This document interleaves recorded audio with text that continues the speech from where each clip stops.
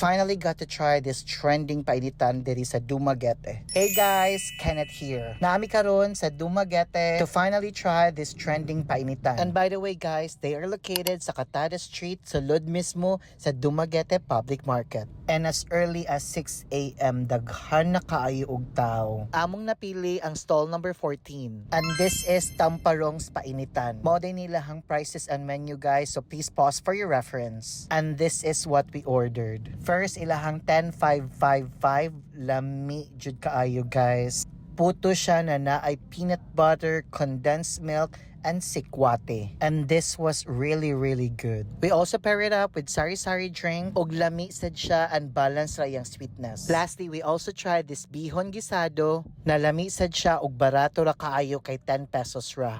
Overall, we spent 175 pesos, good for 3 na siya, and busog na kayo mi sa among pamahaw. And daghang salamat sa ilang amazing staff. And if you are traveling to Dumaguete, you should try this amazing and affordable painitan. So what are you waiting for? Visit Dumaguete, and salamat sa pagtanaw!